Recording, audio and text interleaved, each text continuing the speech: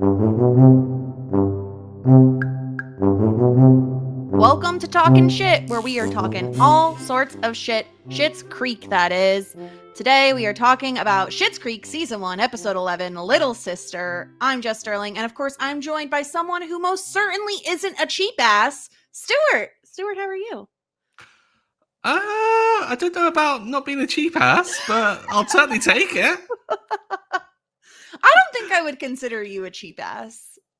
I don't know. I don't know. I mean, I think everyone has their cheap ass qualities, like certain things. There are certain things that people will spend money on, certain things that people won't spend money on. Yeah. I tend to drift towards the whole, why do I need it? I try to live quite minimally, but then there are other things that I buy in copious amounts, like D&D books and other related materials. Yeah, I think everyone has a thing, right? That's like a thing they're willing to spend a ton of money on. And there are things where you're like, I'll just buy like it's like mayonnaise. Do I need Hellman's? No, I'll just buy the store brand. You're looking at me like I'm crazy. You don't even buy mayonnaise. Do they have mayonnaise over there? Like, what do you do? No, You don't buy mayonnaise? I thought you were about to get into a whole thing about how you've got a vast mayonnaise collection of different types, and I was just like, I'm kind of not surprised. I buy every single type of mayonnaise there is, and I put them all on a shelf, and I never eat them. This is such a tangent, but one of the voice actors from Baldur's Gate 3 has an obsession with ranch, and they went to America, and there was this whole aisle of different ranch dressings, and I was like, this is total Jess content. That's incredible. Like, so it's someone amazing. Who is it? Someone who's British that does a voice for. It's Baldur's the voice Gate? actress for, I think it's Lae'zel. And yeah, they went over to America incredible. and discovered the world of ranch. And there was like all these different varieties. And I was actually taken aback at how many different varieties of ranch dressing that you guys have. Oh, everything. I mean, you add anything in, right? Like you add a little bit of Southwest ranch. You know what I mean? Like there's no limit to how many things you can combine with ranch dressing. Yeah. Incredible. Anyway, sorry for the tangent. That's not what we're here to talk about. We're here to talk about Schitt's Creek. Little Sister, Season 1, Episode 11. Of course, if you haven't already, make sure you go to subscribe to us, subscribe to the podcast, watch us on YouTube, see our beautiful faces. I got a haircut. You can see it. It feels great. Summer's coming in. It is too freaking hot. Anyway, that's another tangent. But this episode, Stuart, quick hits, quick ideas, quick thoughts, feelings, concerns about Season 1, Episode 11. Called it last week, Little Sister. I was like, is it going to be an aunt that turns up? Turns out, yep, completely nailed that, which is a rarity here with my guests on what's coming up based on the episode title. DeeDee is, how do we say this? Awful, but also one of my favorite characters because she's just absurd. Like the facial expressions, the Canadian accent that is surely not real. Like it mustn't be. It's way too stereotypical, and oh gosh, like that kind of like whole thing. I was obsessed with DeeDee. I like the idea that when we meet DeeDee, we're almost meeting a different version of Moira, like in a past life. Because you can imagine she was not dissimilar to DeeDee.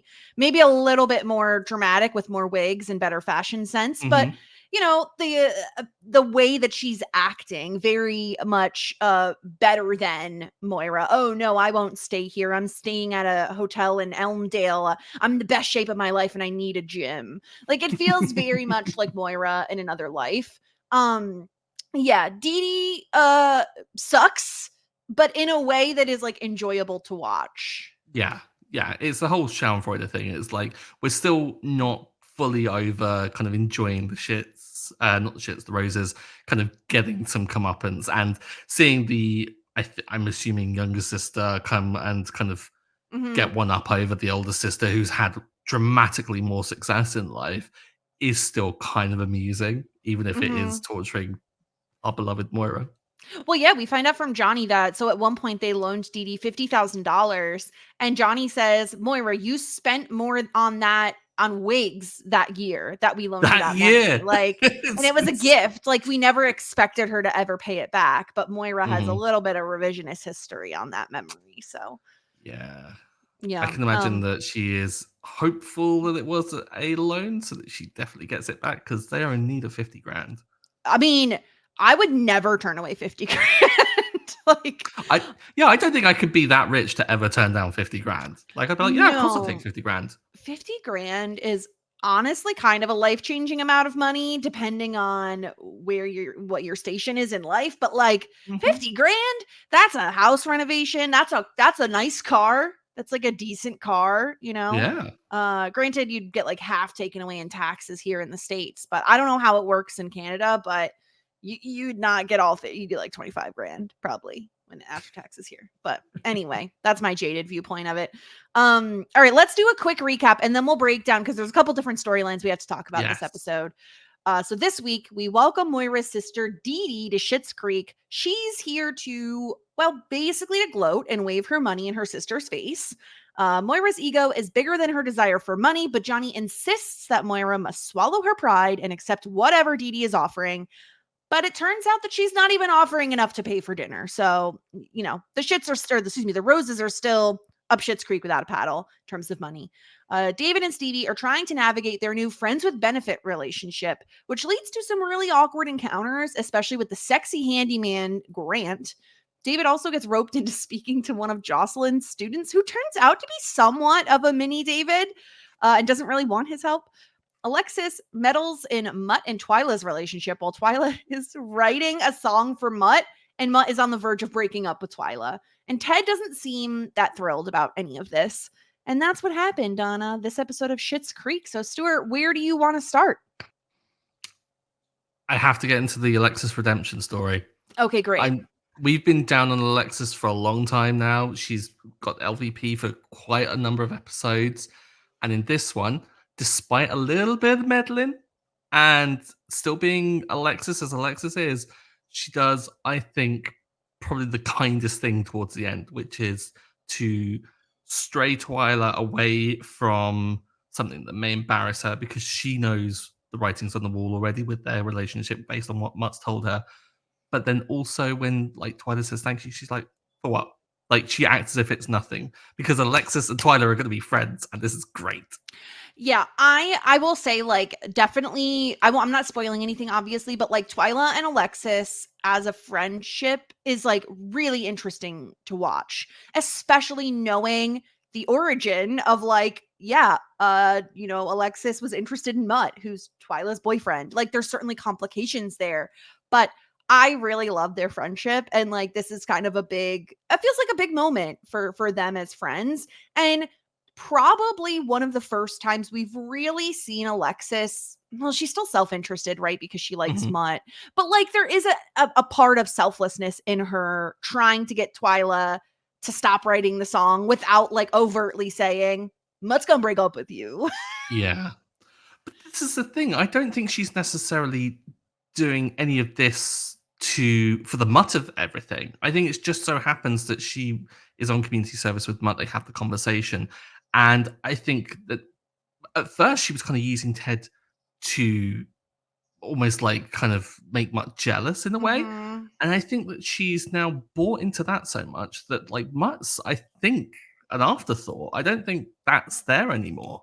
So I think Mhm. that all that she's doing for Twyla is legitimate and is for real, Yeah, maybe? so this is a good question. Like if you knew someone, because at this point, I would not really call Twyla Alexis's friend. Like friend No. adjacent, like maybe a little bit more than an acquaintance, but less than a Mhm. friend, somewhere in that middle ground.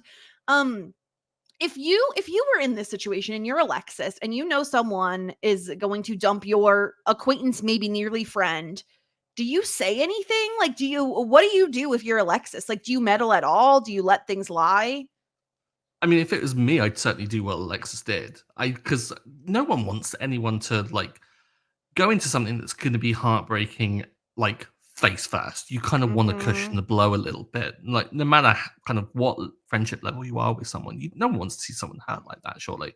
And I think that this shows that like Alexis is a deeper human being who does have actual cares for other people, regardless of what. Maybe she's been reading the book that Ted gave her. I don't know.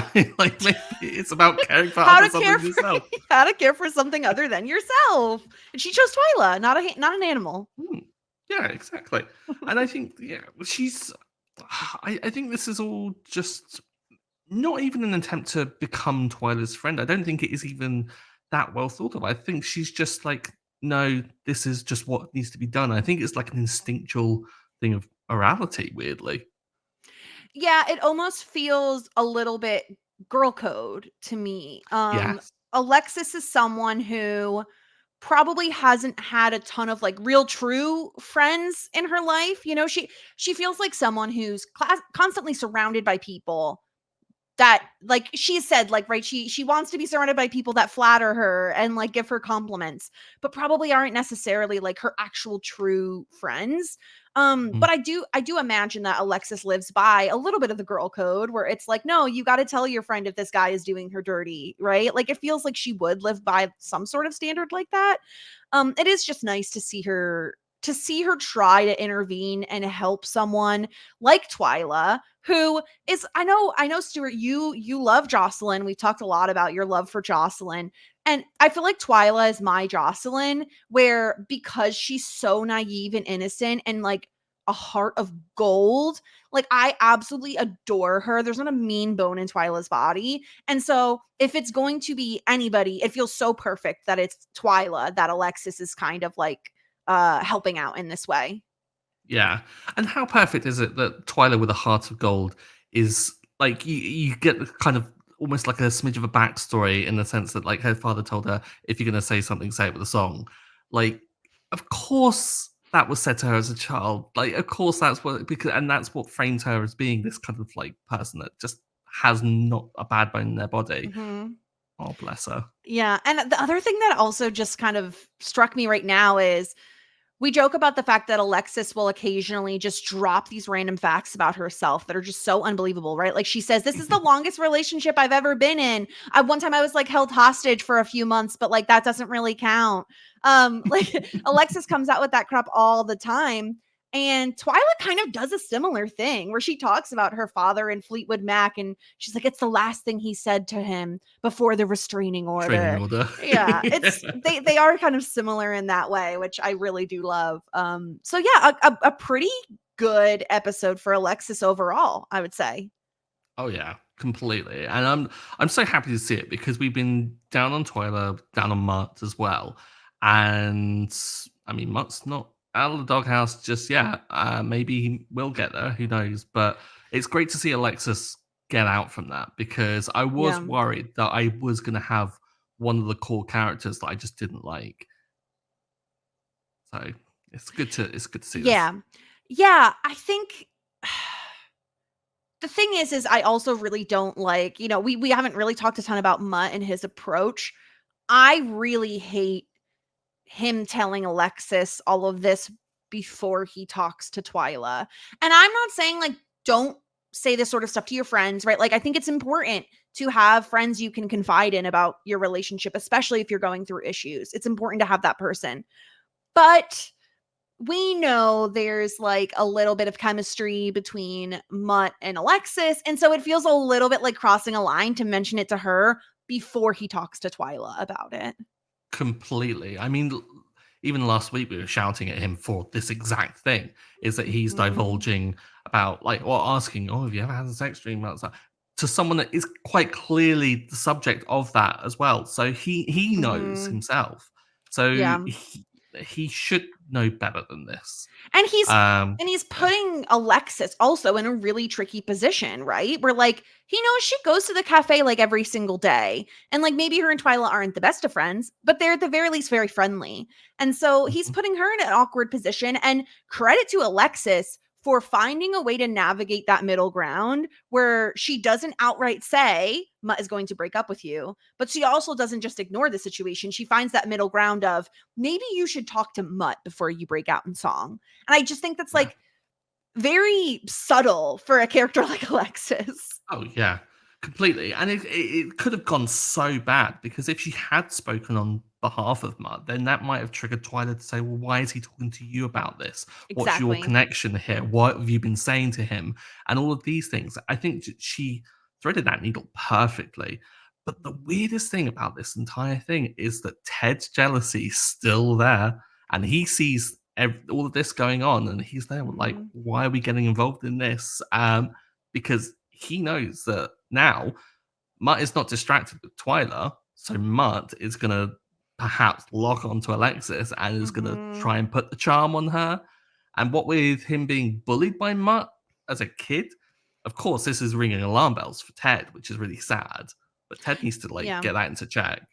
You have to imagine too that I mean, we don't know a lot about Mutt's dating history, but you have to imagine Ted does. So Hmm. if Mutt is the sort of like playboy player sort of guy, then Ted would know that. And he wouldn't want Alexis getting pulled into something like that. You know, Alexis is the one who, yes, she knows Mutt, but Ted grew up with Mutt. So Hmm. he knows him. So yeah, we'll see what happens with all of that. We didn't see them break up or anything, but it certainly seems like we're on our way in that direction. Um, so speaking of ends of relationships, let's talk about beginnings of relationships, possibly with David and Stevie. Quite some awkward encounters this episode, Stuart. Yeah.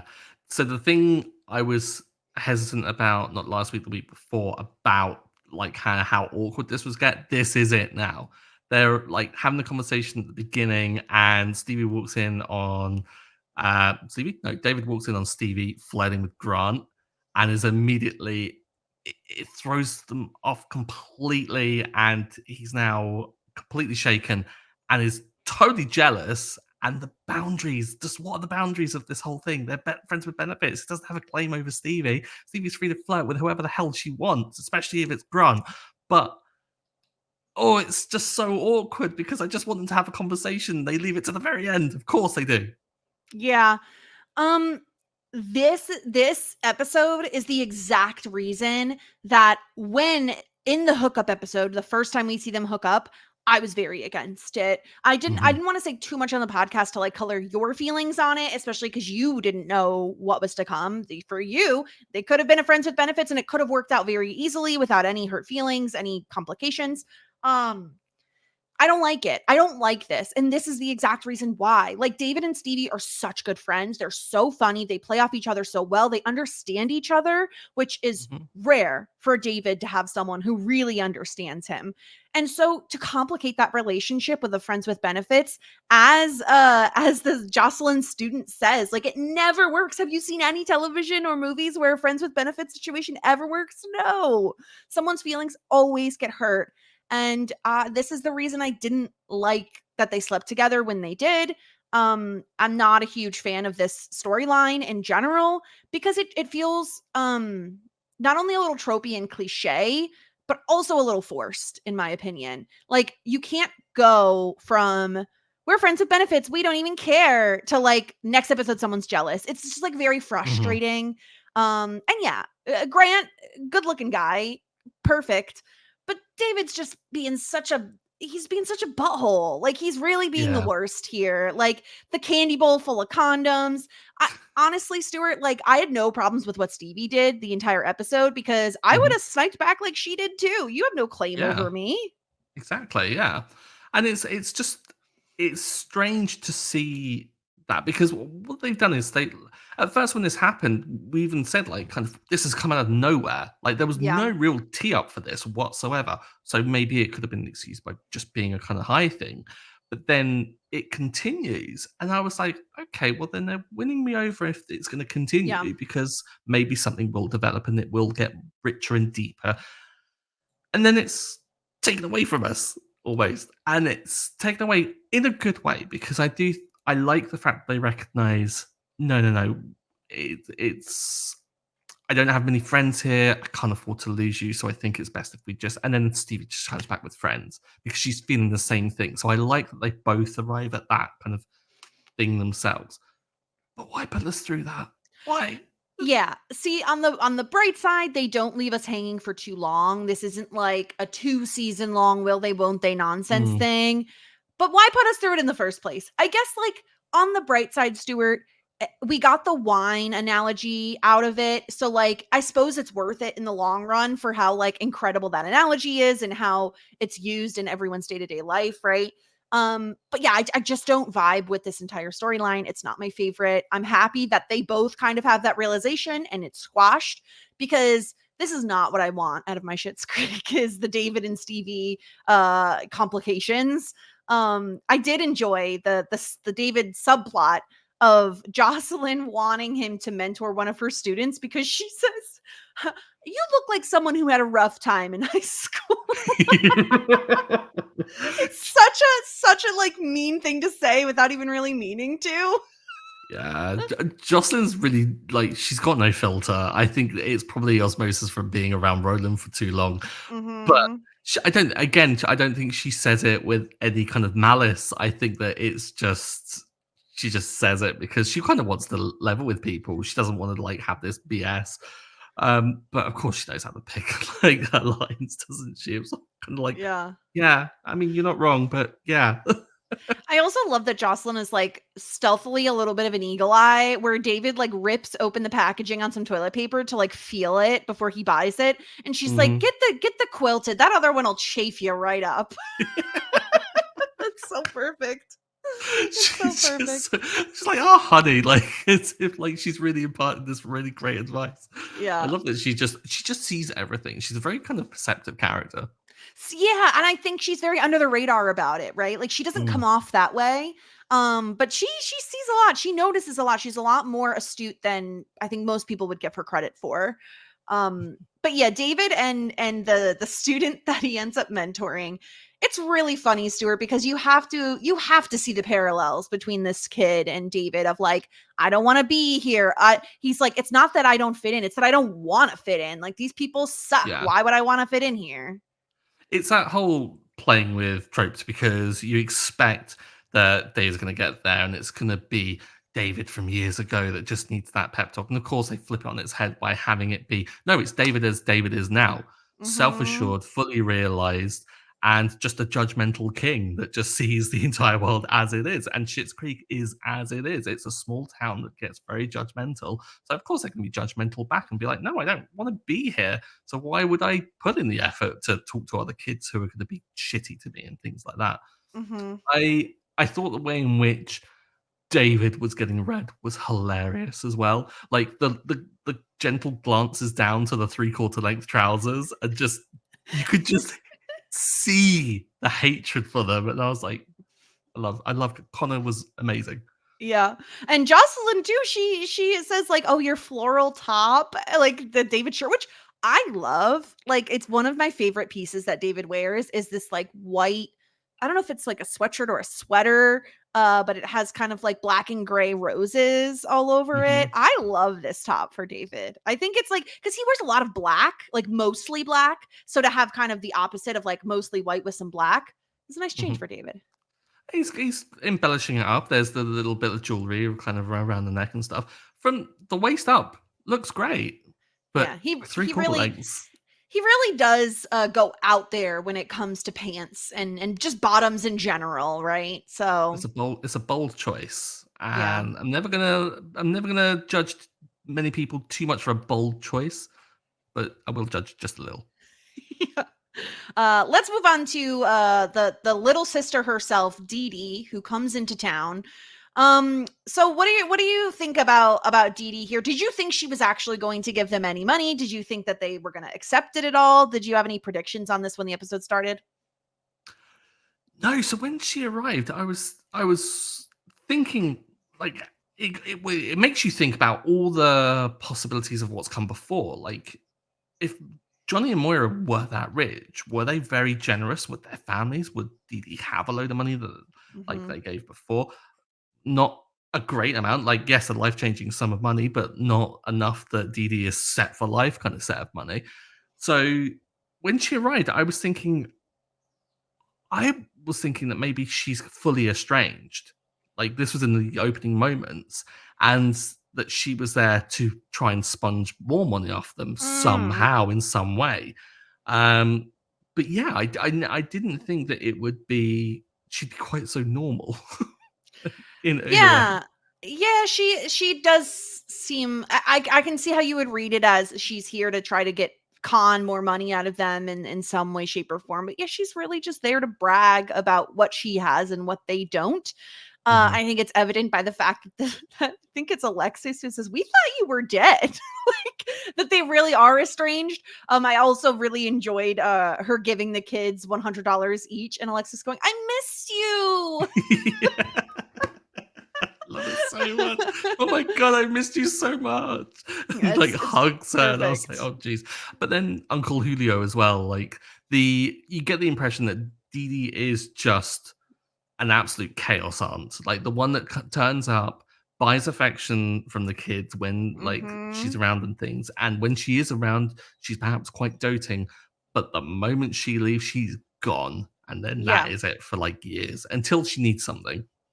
Yeah, exactly. And Johnny is willing to like put their egos aside to take money because he's like, we did give her 50 grand. And if she can afford for her Buffalonian townhouse, and if she can, it's just so ridiculous. Like, I'm sorry, like I live in New York and I've never heard anybody say like Buffalonian. Maybe they do in Buffalo. I'm not sure. But yeah, so he's very much of the mind of if she's willing to give us some money, we have to take it. You know, we can afford, if she gives us money, we can afford to move out of the motel. So why not take it? And so they go through this whole like ruse of, oh, we're gonna take DeeDee out to dinner and we're going to say nice things to her so that she gives us money. And Johnny makes a huge faux pas here, Stuart, when he doesn't even look at the check before he puts it in his pocket. And I think that's the moment, if you don't already realize while you're watching the episode, I think that's the moment where you're kind of like, how much is that actually for, though? Yeah, the moment he just pockets it straight away, I was like, Johnny, check the check.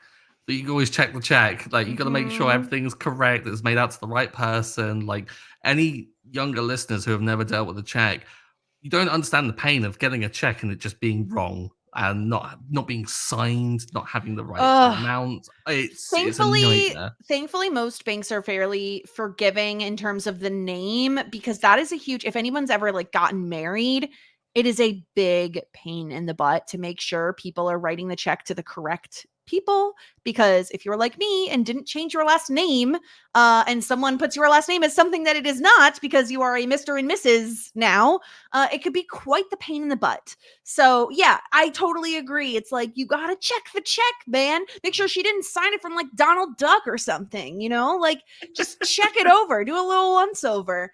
And yeah, it turns out that it was missing a couple of zeros. And it seems like however much she gave them, I assumed it was like $50 or something, wasn't even enough to cover their dinner that they took her out for. So, Yeah, it was complete and utter slap in the face, and especially mhm. because, I mean, really, like Moira putting the work in, actually kind of going along with it by the end, and actually swallowing her pride and saying, "Yeah, we do need some help.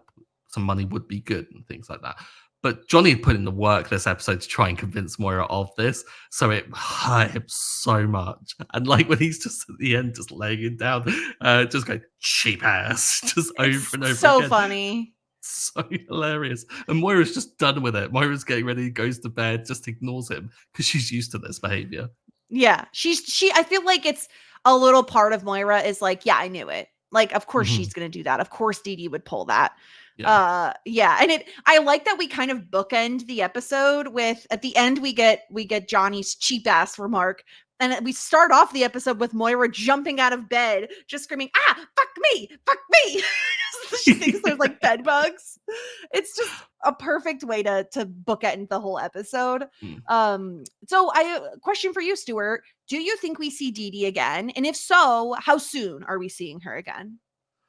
I mean, given the way in which she's posed as like this kind of fleeting aunt that turns up when it's suitable for her, now she's got her one up over Moira in this whole situation. She knows they're going to be dining out on that for a while in terms of hatred towards her, and she's going to live off that.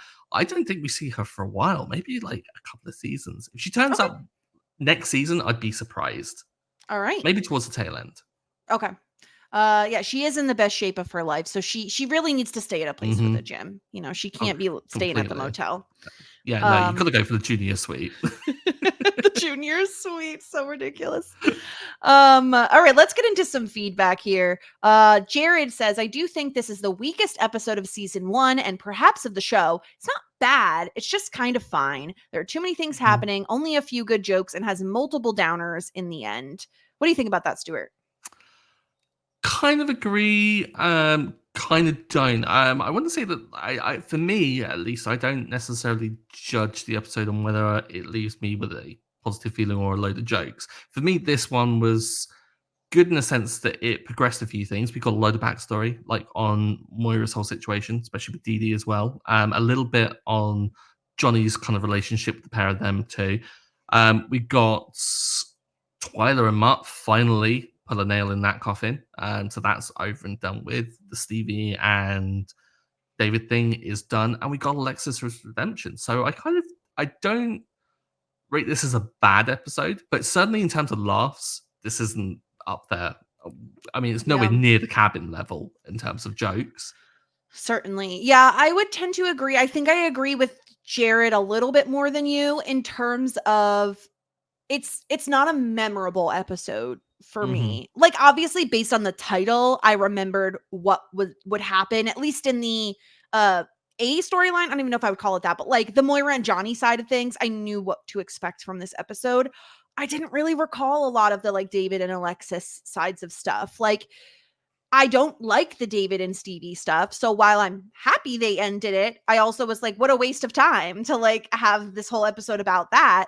And I do like this as a for growth for Alexis, but it's also not like the funniest, right? It doesn't like tickle my funny bone in any particular way. I would probably agree it's the weakest episode of season 1. Just based on like again, I agree with you. Like, I don't always need to be laughing hysterically every episode, but if I'm not, then I want my heart to swell 3 sizes. You know, like I want it to be one Mm-hmm. or the other. And I don't know that this really had either one of those things. Um, I wonder if yeah. I've maybe, like you say, you want your heart to swell 3 sizes when if it's not going to be all the last. I wonder if perhaps I have been down Alexis too much, and for me that is my heart swelling 3 sizes because I was really surprised by Alexis's actions in this and was really Mhm. kind of endeared to her. So I kind of rate it up a little bit, mostly for that. So yeah, Yeah. maybe I'm being a little bit And biased it there. could be because I've seen this show so many times at this point that I know what happens to Alexis. So this is like a blip, right? You know, like Mm-hmm. it's a very small step, a great step forward for her, but a very small step. So yeah, I don't know. Nick says, shout out to Nick's wife. This cracked me up. He said the pro of having his podcast or having a podcast his wife will actually listen to is they can listen together on car trips. But the con is that she insists on 1.00 speed. Shout out to Nick's wife, who's hopefully listening to this. Listen, you got to do what you got to do. I don't know how anybody listens to me on anything but 1x because I tend to speak very quickly. But if you're listening, we're just grateful no matter what, right, Stuart? Mm-hmm. You can listen whatever speed. I'm thankful for any, so I will not begrudge anyone for going at 1 speed, 3 speed, whatever.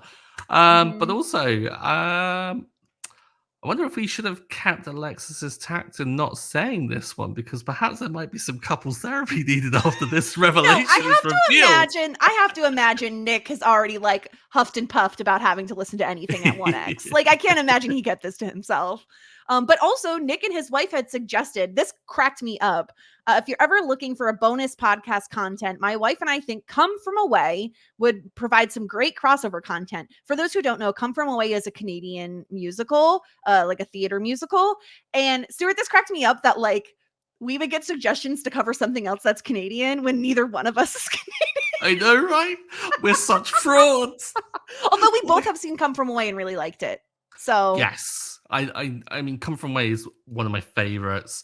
I was really fortunate enough to go to the opening night of it over here in the UK. My friend took me along to it, and it was my first experience watching it, and was blown away. And I think we've watched it multiple times in the PSR Discord because we were mhm. like, I think we watched it twice in 1 week, if I We remember watched it. rightly. Yes, I can verify that I streamed it twice in 1 week because I wanted a time that was friendly for East Coasters and West Coasters. So I've seen it quite a number of times at this point. I really enjoy it. I think if we covered it without our friend Melissa, who was on the podcast earlier in the season, I think she would kill us. She would come to Yeah, both America and the UK and murder both of us. yeah, quite rightfully so. Because I don't think, as much as we like may harp on about how much we love it, I think Melissa loves it just twice as much. Yeah, most definitely. Mhm. So something to think about for us in the future. But Yeah. for now, let's get into our ratings. Stuart, I think I know your answer, but who was simply the best this episode? Oh, has to be DeeDee, right? Like DeeDee was just She's the no, best. She's great. of no, of course it's got to be Alexis in here. I think the redemption, the admittedly it might be a small step. I don't know what's to come, but for this was enough for me. Yeah, it's a baby step in the right direction, and I think I totally agree. I think this is the best episode for Alexis by far in terms of character growth, and especially like you said, just that small moment of Twyla very earnestly and genuinely saying like "Thank you, Alexis," and Alexis just saying "For what?" Like she just acts like it's no big deal. I love that. I think in another world, a few months ago, we could have seen Alexis being like, "Great, you owe me one," Mhm. but we don't see that, and I think that's really, really shows a lot of emotional growth from Alexis. Yeah. And what about your disgruntled pelican? Who's your LVP? Ooh. So again, couple of possible candidates here. Could be Grant for just upping and leaving Stevie. Hmm. Although as someone with diverticulitis, I can attest that bowel problems do occur, and sometimes people do take a while. But he definitely stood her up, and he's a shitbag for it. Um, but then David was a real ass for no real reason. Like, yeah, he could be jealous, but he doesn't have the right to be jealous. But then DeeDee did just cut them a $50 check. Yeah, it's got to be DeeDee. DeeDee, Has to okay. be. Yeah. Yeah, the thing is with this episode, there really are so many options as to like who sucks, because a lot of them suck. So gosh, yeah. I'm struggling to What are think you of like thinking? who actually is the worst here. Honestly, I mentioned him a little earlier in terms of like stuff I think he did wrong, but I'm gonna take this opportunity to pile on Mutt. I think like Yes. I just think like he sucks. Like I think telling this to Alexis when you know you have chemistry with her, like you're not innocent, bud. I just think Hmm. it's a bad move, and I think you should have already been having this conversation with Twyla. In my opinion, if Twyla is writing a song for you, like she really has no idea there's anything going wrong in this relationship, and that's bad on Mutt and like not great Yeah. communication. So I also just hate him. Like I really do. And you know what it is? You know why I hate him? Here's the thing. A character like DeeDee, like she sucks, but she's entertaining in the way that she sucks. Hmm. Whereas Mutt has no right to be as boring as he is. Like he has like he should apologize. He's so Yeah. boring. And it's like, yes, he's a pretty face, and that's essentially it. Like, I don't care. I don't care about Mutt. Get a personality, you know? And I feel like I've had to hold this back for so long because I didn't want to color your opinions. Like, I want you to be able to formulate your own opinions on these characters. But I've just had it with Mutt. He's so boring. That's the worst thing you could be when I'm watching TV is boring. So Yeah. he gets He's a he's had disgruntled Pelican point. so much opportunity with the conversations with Alexis, and we say this as if it is much choice not to say this. This is the writing. He's had opportunity in these scenes with Alexis to pile on about things that could give him more depth, give him like kind of some substance. The whole Mhm. expectation from Roland to be mayor after him, the fact that he has chosen to like live the way he does and why he feels different from the town and why perhaps he is a bit more of a kindred spirit with Alexis and why maybe like there could be so much more building on that. But with that all being unsaid, all of Mutt's stuff with Alexis comes down to it being a very almost primal thing of just, oh yeah, she's cute and I like her. Like, Yes, which exactly. makes it Like, what do they so have in common? superficial. Nothing. They have community service. That's it. It's so upsetting. Like, if they had connected on like literally anything, maybe my opinion of Mutt changes, but they don't do enough to develop him as a character for me to care. And I should Mhm. care because he's not just some rando. He's the mayor's son. Like he's Roland and Jocelyn Schitt's son. Characters that we know a lot about and we're like invested in. Why are we not invested in Mutt? It's either that like they're not putting in the effort, or I don't know. There's just something that makes me wanting more from Mutt beyond the really, again, I cannot stress enough how much I love his beard. But like Mm. if you have that nice of a beard and I still don't like you, there's something so wrong with your character. You know what's really making me sad about this conversation is that he is Jocelyn's son, which makes me think that Jocelyn has taken a misstep in parenting, which takes her down a notch in terms of my favorite. Oof. Oh, brutal for Jocelyn, you. So please brutal for like, you. help him. Help a guy out because Jocelyn is very interesting, right? Like she's really Oh funny yeah. and entertaining. So why is her son so boring? Like, help me out here. I don't understand. No, I do. Sometimes kids are a Anyway, disappointment. yes, it's the worst thing you could be to a parent is a disappointment. She's not angry; she's just disappointed. Like how Yeah, boring her I, son is. I would Uh, be. let's talk about Moira's wig here. We're on Wig Watch, and she had a wig this episode. Stuart, I don't know. Did you recognize this wig? We've seen it before. Have we? We Was have. this like a base layer wig that we've seen before? It was in season 1, episode 3, which was Don't Worry, It's His Sister. So that's where we've seen this wig before. She's worn this wig one time before. Incredible. Yeah, the notes I had on it is that it's kind of like a blend of the wig last week that was like the layered black and Mhm. white. This is like a blend with a grey. Very voluminous bob going on here. Yeah, it's I think the bangs are a little bit more like curled under than they were the last time she wore this wig. But on one hand, I'm of two minds with like repeating wigs. On one hand, I like the realism of like I'm gonna shout out a show and like don't judge me. The Big Bang Theory was really good about like people re-wearing t-shirts, which in my opinion is like a very human thing. We don't just wear something Yeah. once and throw it away. So on one hand, I'm like, it's nice. She's re-wearing a wig we've seen once before. Like it's realistic. And on the other hand, I'm like, Moira, I want to see more of your wig collection. Diversify a little.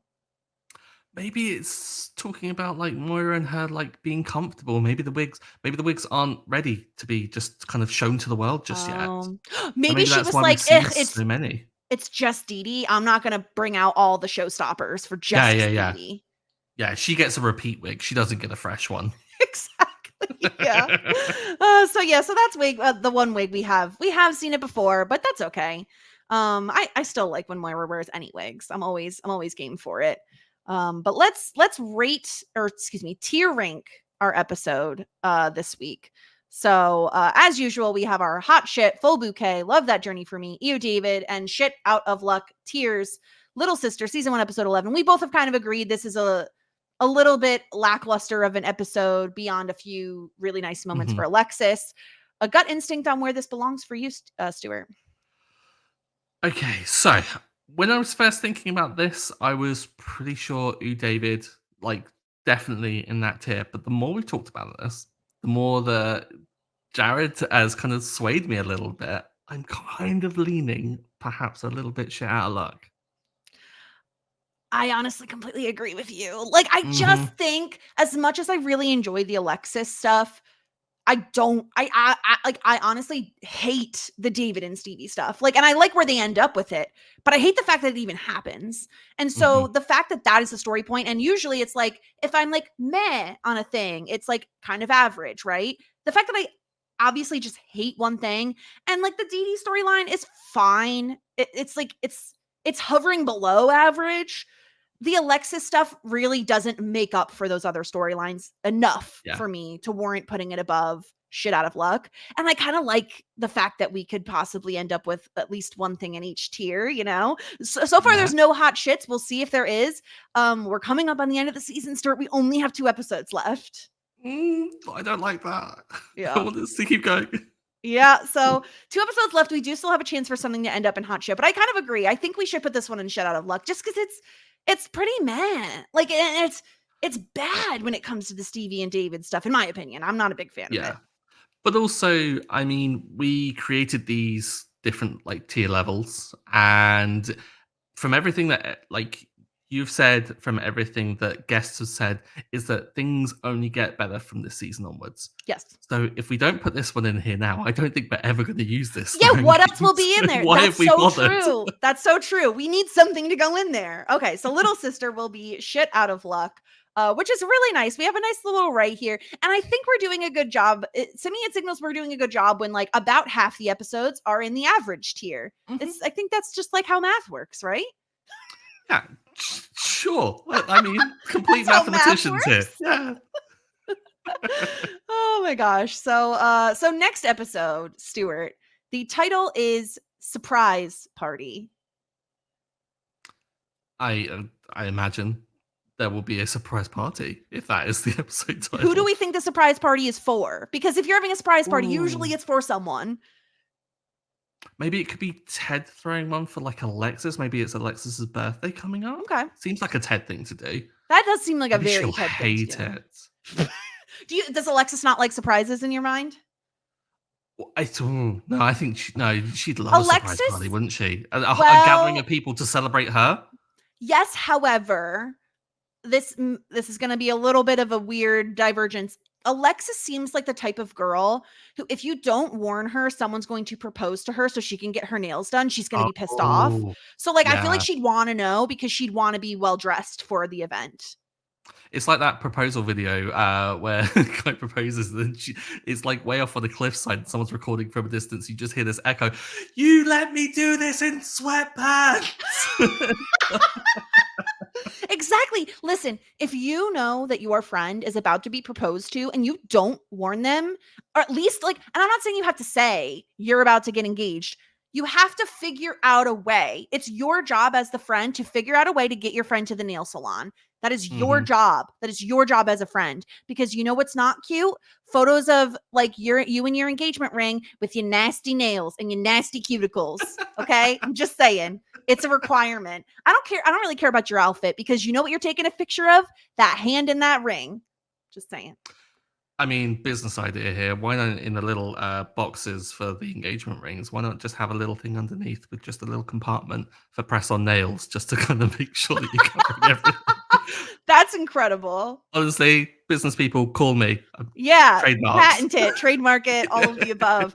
That's what I'm saying. Like, I guess if you're being, that is a newer thing now where like people are secretly filming or taking photos. So, like, I suppose you want your outfit to look decent as well, but the nails are the most important part. My husband was smart. He did it before we went on vacation. You know what I did before vacation? Got my nails done. So they looked great. Props to Will. Yeah, exactly. So yeah, next week, season 1, episode 12, surprise party. It is the penultimate episode, Stuart. We're like getting so close to the finale. Oh, I don't know if I can handle this. This is going way too fast.